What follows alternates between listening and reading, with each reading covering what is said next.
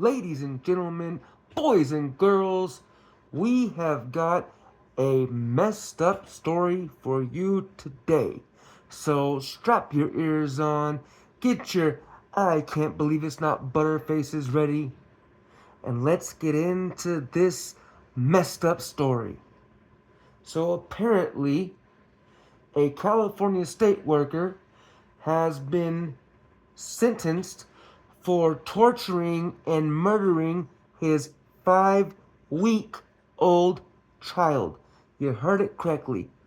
Torture and murder of his own 5 week old child. Before we get started though, click that like button, punch that subscribe button, flick that ding notification bell so you can stay up to date on all of my latest content. And if you're on TikTok and this video goes a little too long, jump over to YouTube where you can always get the full content there. Same content, but the full content. Because some of my stories go a little longer than TikTok allows. Also, if you're interested in the worst of the worst cops, judges, officials doing the most heinous things, click on my Patreon, linked in my YouTube, $5 a month, members only. Get my not safe for life news. You think this story's bad? Check out my Patreon if you really want to know. Anyhow, with all that being said, let's get into it. Oh, come on, get off that.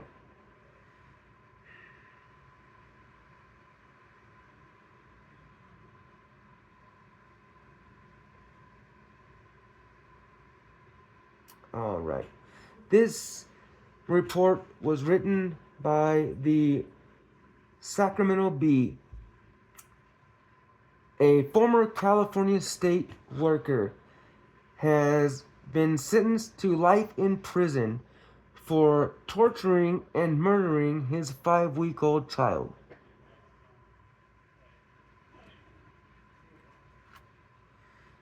A man who, according to prosecutors, beat the living daylights out of his 5 week old daughter until she later died in the hospital has been sentenced to life in prison.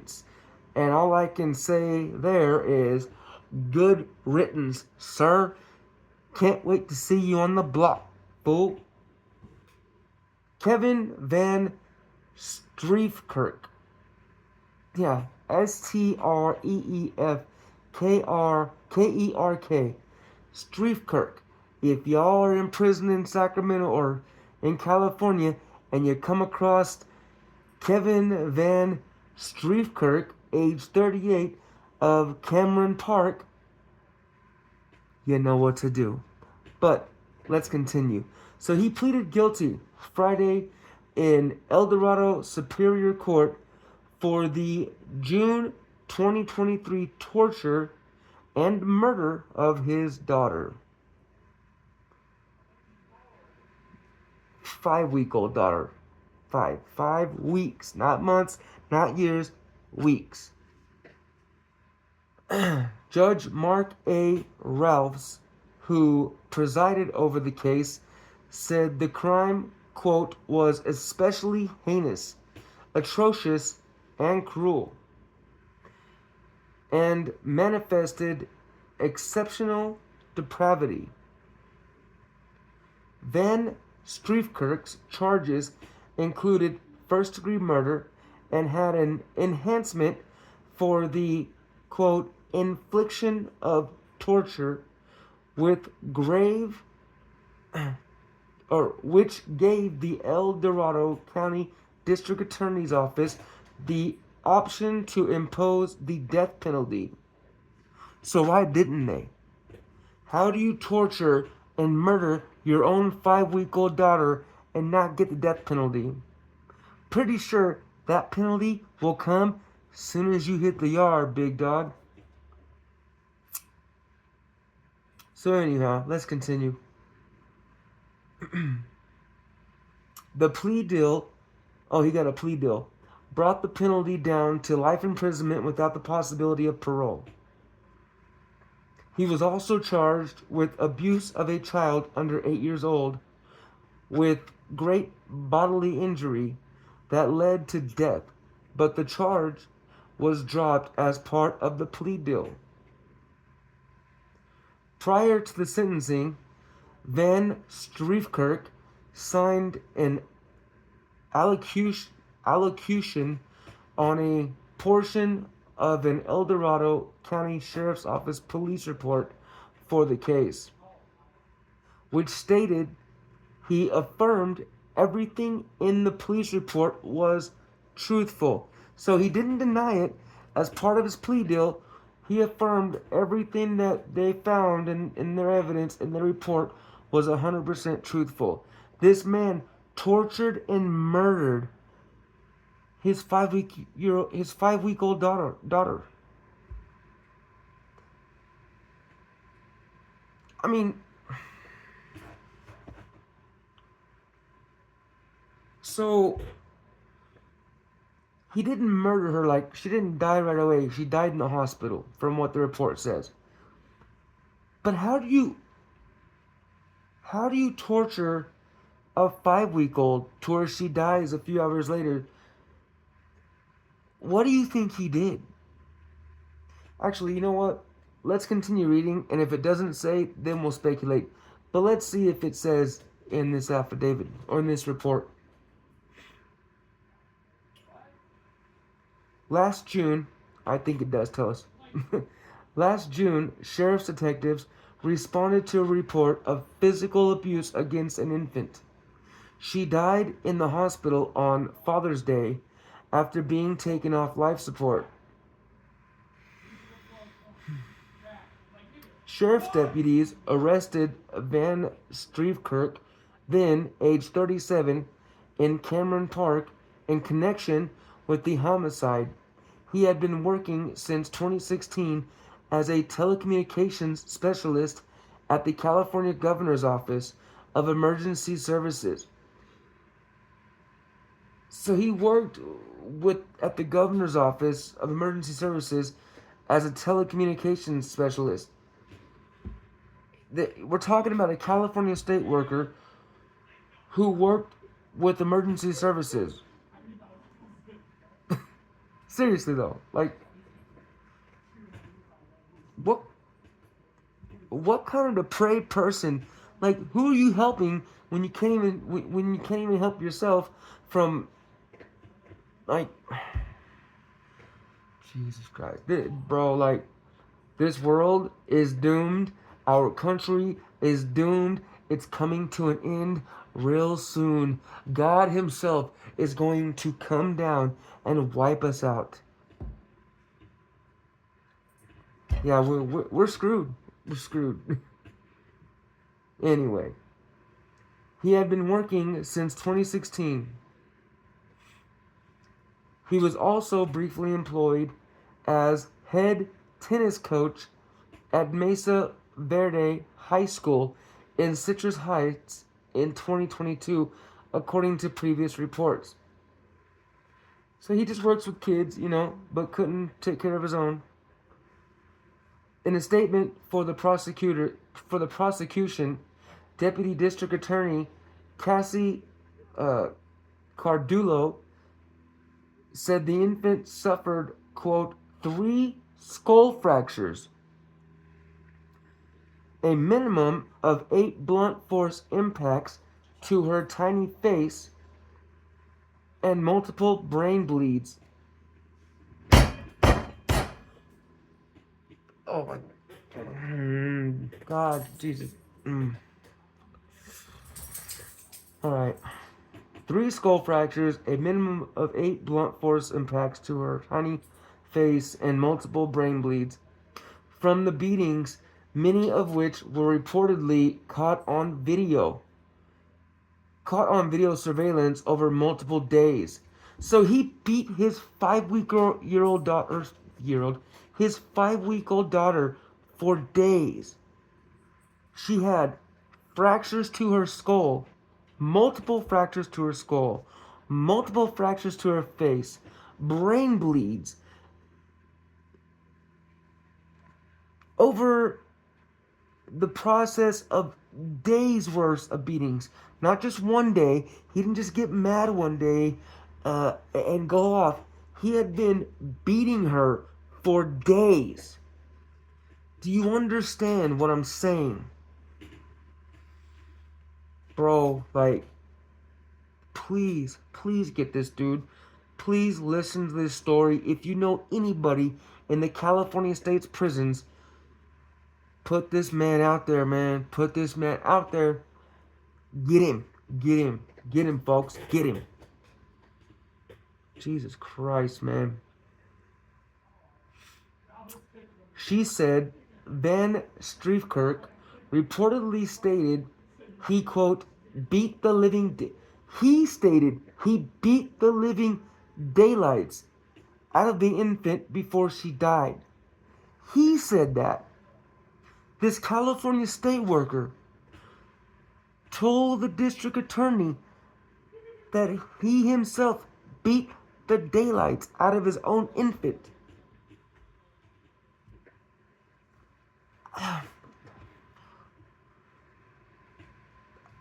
I read the heading of this. I did not read this whole report. I skimmed through the first paragraph of it, and I was like, all right, I'm gonna do this one. So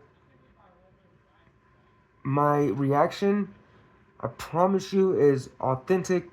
I did not know what actually happened here until right now. So as you're learning, I'm learning.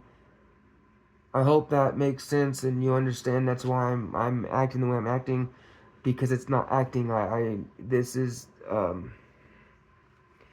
news to me too, and it's Jesus Christ, man. I don't know how to respond. Anyway, let's continue. So he said he beat the daylights out of the infant before she died.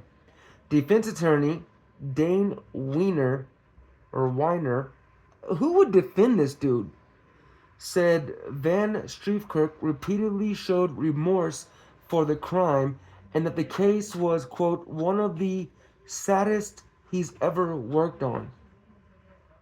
Why would you defend a man that literally admits that he did it? Like he says he beat the daylights out of his own daughter. Like, he signed the affidavit saying everything in the report is true. Like, everything they say I did. Like, she has brain bleeds, skull fractures, face fractures, and she was on life support because of me. Like, how do you defend that? Why would you take that case? Dude, no, bro, like, nah, man. You know what? This is why I can't stand. I have such disdain and can't stand most, I don't want to say paid defense attorneys, but like public defenders, because they screw over the little person that can't afford a real attorney. But then they'll actually try to put a good word in for people that don't deserve it, people that are just so gross and sick in the head. Anyway, Cardullo read victim impact statements from the infant's maternal grandparents, aunts, and her surrogate mother. Sharon Kavanaugh, the child's grandmother, said the situation, quote, is the worst horror movie, but you cannot change the channel. The child's biological mother, Amber Kavanaugh, read her own statement and addressed Van Streefkerk directly. Quote, all I see is evil, she said to him. I don't have any remorse for you. And, hold on, I think that's all they have. Yeah, so, that's all they have. I mean, that's all they have. That was quite a bit. So, yeah, what do you guys think? Do you think life in prison? Do you think he should have been offered a plea deal?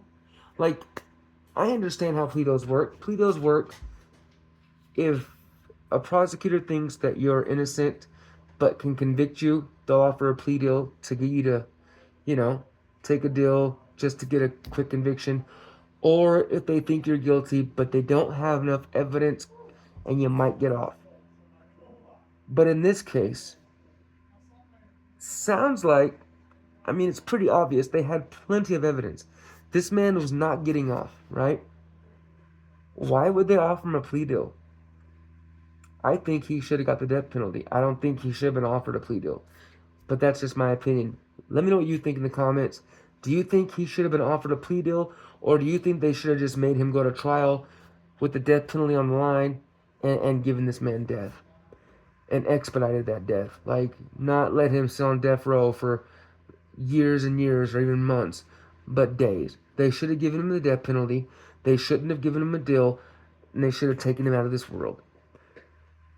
But at the same time, life in prison, though, here's another side of it. So a plea deal, or so the death penalty, right, goes on death row, and he's stuck, in solitary confinement, pretty much, from what I understand, on death row, right? Doesn't go to general population, right? But with life in prison, he hits that yard. And when he hits that yard, that can be a sentence much worse than death, because it's not a quick and painless death. It's a torturous and agonizing death if those inmates get a hold of you. So maybe I'm wrong. Maybe he got exactly what he deserves for now until he hits that yard. Maybe karma has something coming. Maybe. But again, just my opinion. Let me know what you think in the comments. If you haven't done it yet, hit that like button, punch that subscribe button, and don't forget to put that notification bell on all, because we've got so many stories coming, and they're all like this. Not this bad, most of them, but still, corrupt cops, corrupt officials, corrupt judges doing just messed up things in the world, losing their jobs, losing their freedom, as they should. And we're reporting on it. That's all we report on. So, if you made it to the end, you made it to the end with me. Thank you so much for being here. From the bottom of my broken heart, which with all my little broken pieces, I love each and every one of you. I hope y'all are doing well. It's still summertime, so get out there, get some sun, have some fun. And as we always say at the end of these videos, y'all, stay healthy, stay free, and until next time, stay wild.